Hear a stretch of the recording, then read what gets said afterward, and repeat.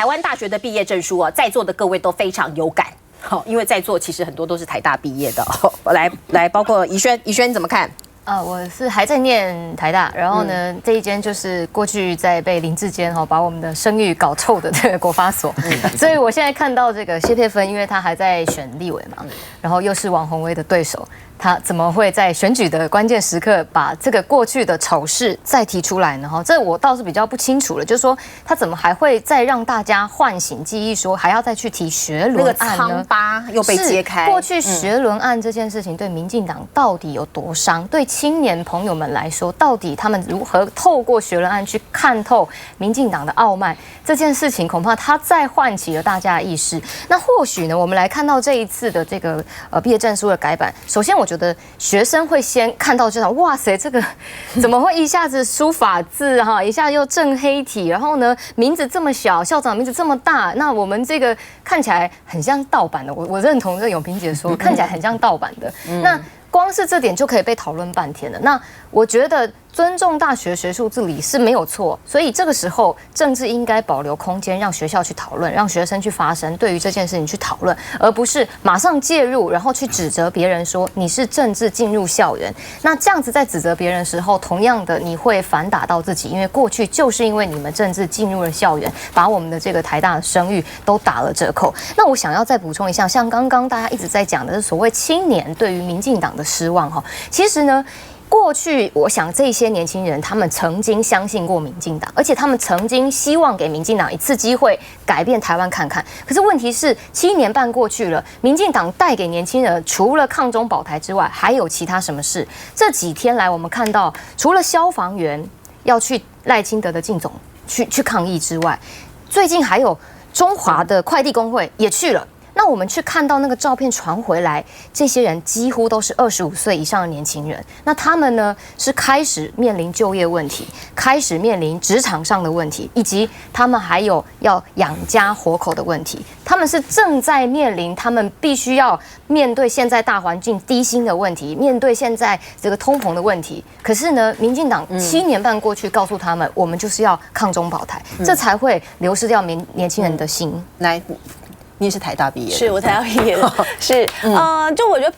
佩芬这样讲，就我还是予以尊重啦。不过因为我自己是社科院毕业的，所以我大概也知道说苏老师他可能在这个同事的互动上面，可能有些小小的状况。那就我所知，应该是说同事对他并不是这么的服气啦。也就是说，他在过去在做这个社科院的互动的时候，他还是会以国际交流作为主要的这个目的啦。那有一些可能对于其他同事而言，可能不是这么的喜欢。所以今天他没有连任这件事情，可能是有多重的因素。那至于到底是不是因为之前学伦因素，我们不得而知。那只能说这个投票当然还是公平的，因为他们也是同事之间40个人跑去投票嘛，那所以在这个过程里面，我相信都是尊重学术自主，也没有任何政治黑手的介入。是我们看这个大选年那当然有很多的消息或者是从候选人嘴巴里讲出来的话，我们一时之间其实很难知道说你讲的是对的还是错的。包括赖清德副总统不是有讲说，我们在疫情期间，我们的经济成长世界第一啊，事实查核中心就出来说不是安呢，真的差很多。对，包括我们也可以看到这个侯友宜先生、侯友宜市长他发表了一些公共议题，也被事实查核中心说不是这样子的。好，那事实查核中心到底扮演什么样的角色呢？我们可以完完全全相信这个机构吗？我们来看看报道。黑底白字影片写下中国经济胁迫不止针对台湾，反批国内有些人还认为这是台湾问题。经济部脸书发布最新短片，强势反击，这炮口似乎对准蓝营。以前的经济部长最早尹仲荣、李国鼎、赵耀东，民进党的是谁？笑死人了！王美花一笔就高下立判，对不对？毕竟部长遭公开批评，经济部没打算吞下这口气。另外，赵少康先前曾提及我国向美方采购的 MQ9 无人机价格高出各国平均，国防部也随即发布表格澄清，针对选举期间的不利讯息，除了中央部会，也有独立机构外部协力。光战机的架次，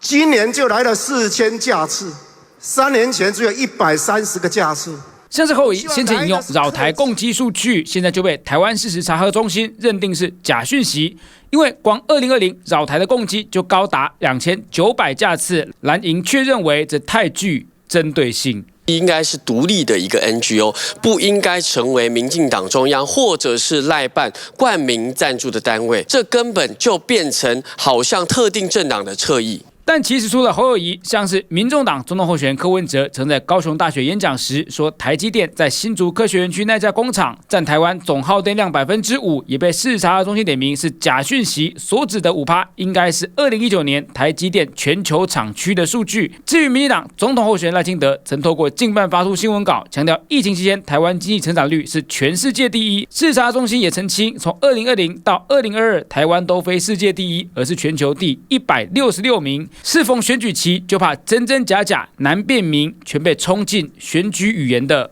洪流里。好，有一些候选人是选举语言或者是信口开河。那如果事实查核中心为人民所信赖告诉我们正确的讯息，那很好。只是呢，我们查一查，发现事实查核中心好像对蓝营的特别有意见就纠错，大部分都是蓝营的。包括你看国防议题讲有多少阿公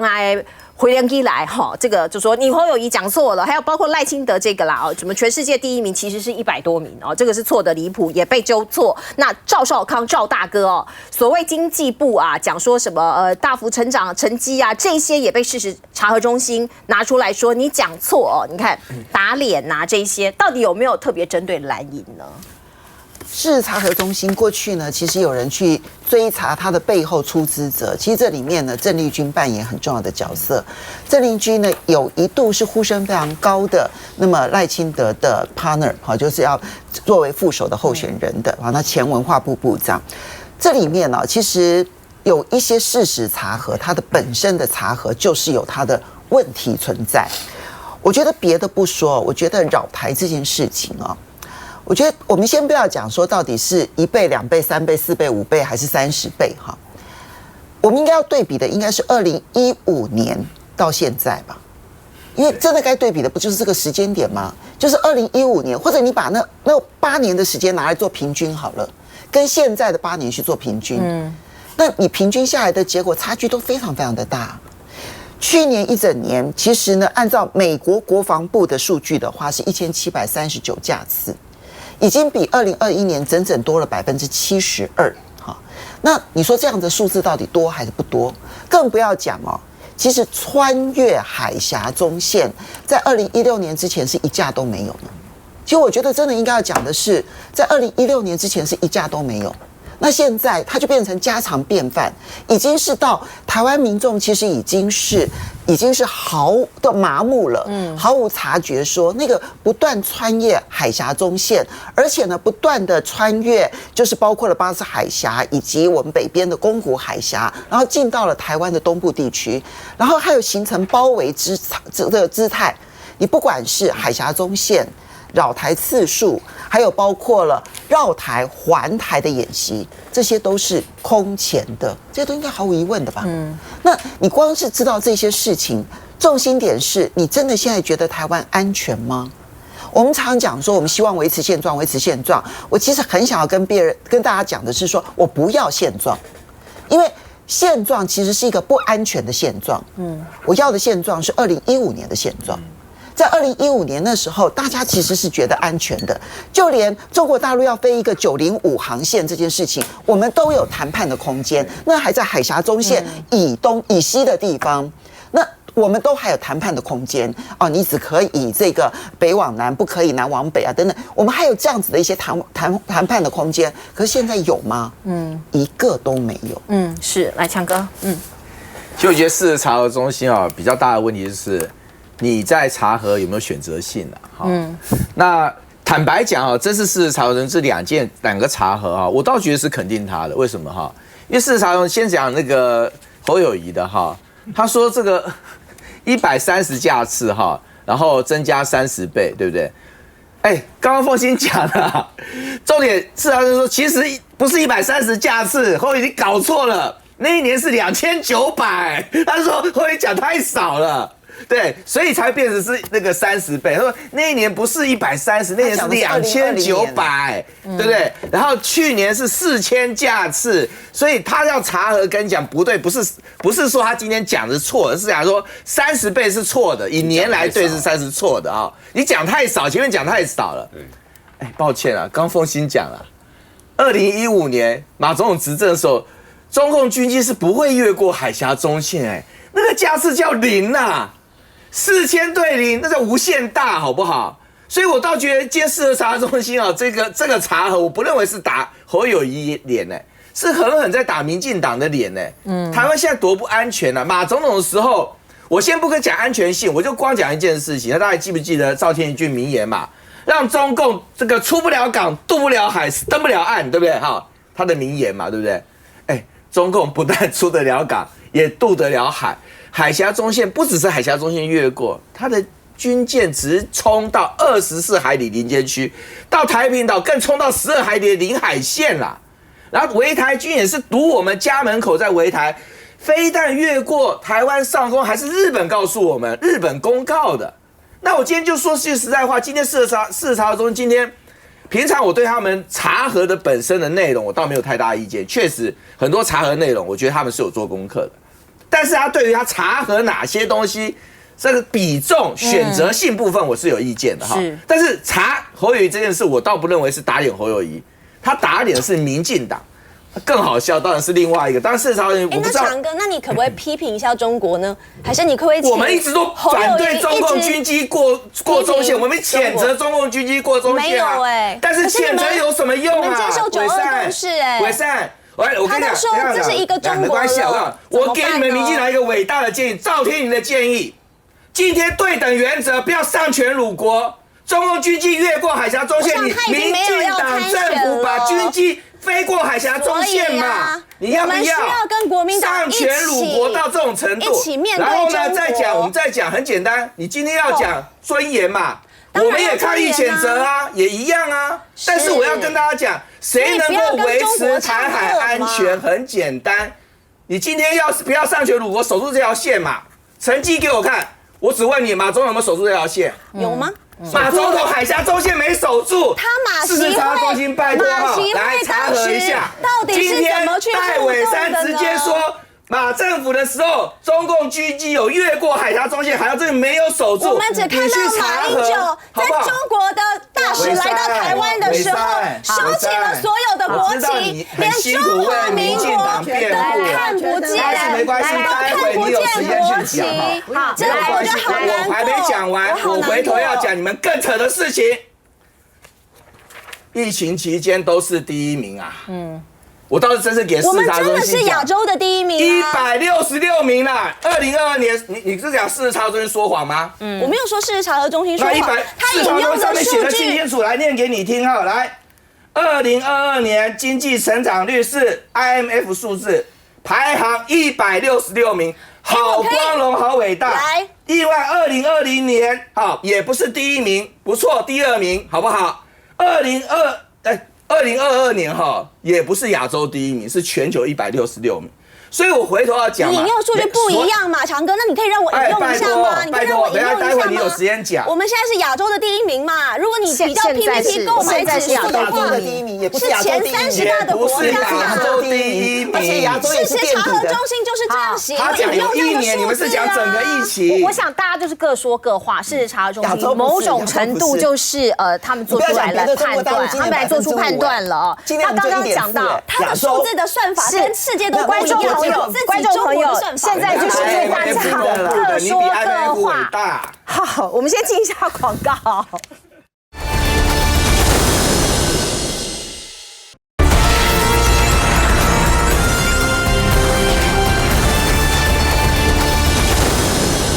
选举只剩下最后3周了，每一个周末都非常的珍贵。刚刚过去的这一个礼拜天哦，各个阵营都有活动。我们来看看蓝营在中部啊，有一个盛大的集结，据说来了6万人。我们来看看现场的状况。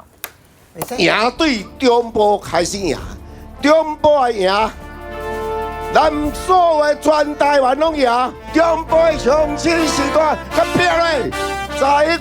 日正月13，一定要赢回来中华民国，赢回来台湾。拜托大家，感谢大家，谢谢。好，你看台湾的选举非常激情哦，民众很激情。那台面上的政治人物，刚刚大家也唇枪舌战哦。那为了很多的细节，那当然要讲清楚哦。侯友宜说，中部如果赢的话，全台湾就赢哦。所以决战中台湾不是钦差公共观众朋友，现在各阵营在中台湾，其实你看不出来中部的民众到底真正支持谁哦，这也是决战点。我们再来看看，包括侯友宜说啊，民进党过去8年执政，完全执政，可是完全卡人，完全卡关。他的理由是什么？他说像这个国民党执政的县市卢秀燕、王惠美、张丽善还有他，因为都是连任第2任嘛，他们感受都很深哦。为了一个像捷运蓝线在台中啊，也卡很久哦，他们都快要跪下来了。我还记得卢秀燕哦，当时还有去这个各种的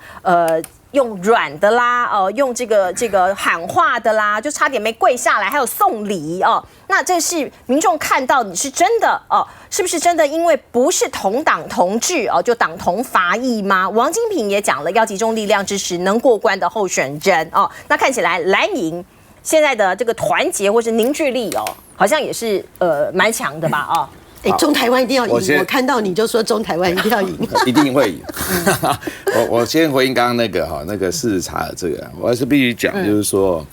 数字怎么样都是冰冷的啦，人民感受是真的啦，所以在这边争辩多少都没有意义啊。最大的还是去了解一下民众他现在的感觉到底是什么。那这也就是现在你在选票上面或者选举上面，你大概可以感受得到。包括昨天在中台湾这一场，就是中彰投、苗栗跟云林我们5个县市的一个大集结那其实已经有一阵子没有碰到这样子的那种民众的氛围了我觉得虽然你说造势要不要动员，当然要动员了，可是能不能动得了，动不了，很关键是你说好有一辆车，那是真的因为那个那么远，你当然有些要用游览车再来嘛可是昨天就有一个里长跟我讲，他说这一次这个以往我们如果要找人去造势的话，不见得那么容易尤其像这个蓝营的朋友，那这一次本来一开始在揪的时候可能比较少，可是到后来满了之后，又陆续一直来说还有没有位置，还有没有位置。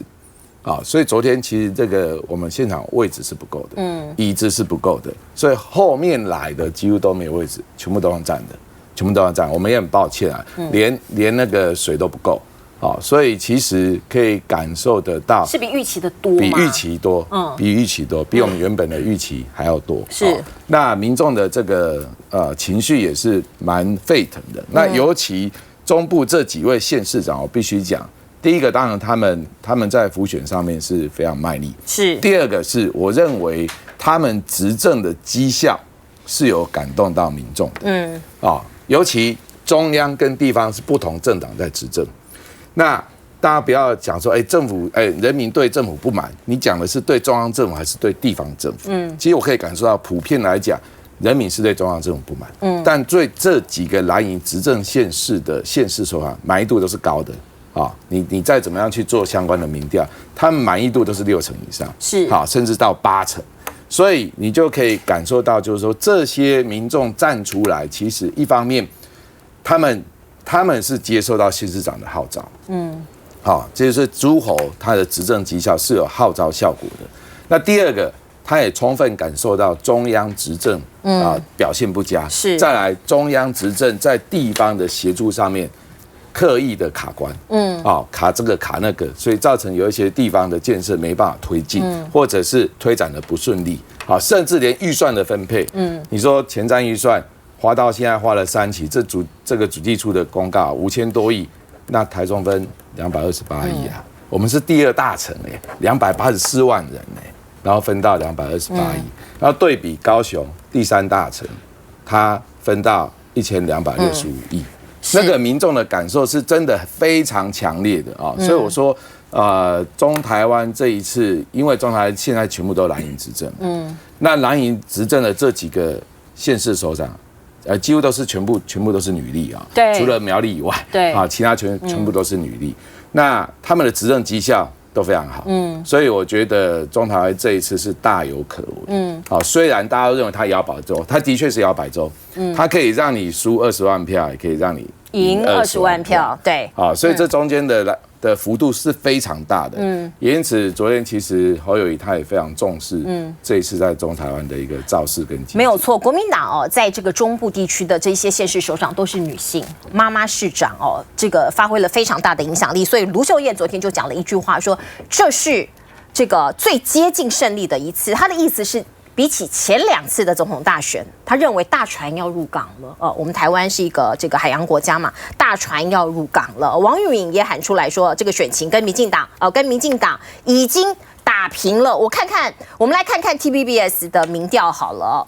这是最新发表的这一期民调，在中彰投这一区如果以这个赖萧配跟侯康配来看打平了都是31%，都是31%，这是最新的，12月21号公布的。那民众党是25%的支持度，所以兵家必争之地就在中彰投这个地方。如果来看美丽岛电子报的话，国民党是输给民进党大概4.6%在中彰投的中部这个地方。所以现在大家看年轻选票、中间选票，还有中彰投都是在中间。来，永平姐是。当然，中部选票的问题我们江启臣委员呢是那边的重量级的立委呢，他的分析比较准确。那我观察到呢，其实现在民进党赖清德他当然也很重视中部，他不是在那个拼图吗？结果呢，非常有趣的一点是23号在凯道国民党那个非常成功的大造势的时候。侯友宜对着许淑华南投县长说我跨许淑华都得求好，他就当场就说以后台中的捷运就要延伸到你南投。结果前一天讲23号一讲24号赖清德立刻在南投就加码，所以现在变成侯友宜在领先他的政策他只要一提什么他就加码在追赶。那这个对于一个执政党跟在野党的关系好像倒过来了，非常不寻常，这是第一个。第二个呢，现在刚才我们在讨论民进党现在的危机呢，不是只有青年选票，它是一个长期跟民进党合作的一些外围的，譬如说劳工团体、环保团体原先的一些相关社团组织呢，以前都是一心一意挺民进党的，这次都绝望了。你看那个公运团体的秋斗，他是跑到民进党的那个赖办呢去贴消灾符，他也没有去对其他的2党，为什么？因为很简单，侯友宜直接提出来说对于劳工薪资最低薪资，他要从现在那个民进党说涨8次，问题是侯友宜一下子跟你讲说他上任他要涨到最低薪资33000块那民进党也没有这个魄力那再加上我们讲年轻选票。今天我们在这里讨论，大家都很遗憾今年12月25号，很多人昨天很欢乐，今天还得要上班，苦瓜脸，对不对大家讲一个 Merry Christmas。今天行宪纪念日，在凯道的时候，赵少康就讲，他觉得他最喜欢侯友宜的年轻人政策其中之一。就是12月25号行宪纪念日放假，很需要，对不对？很需要嘛。那我的意思就是说，当你在这种很小的事情，可是你体贴到民心，就跟你对于中老年人讲说，80岁以上巴士量表全部取消的时候，大家都给你怕破啊，有打中啦。所以所谓的摇摆州，大家不要想说它只是地缘的关系，或者只是地方建设的关系，其实政见政策感动民心会说话。是我们先进一下广告。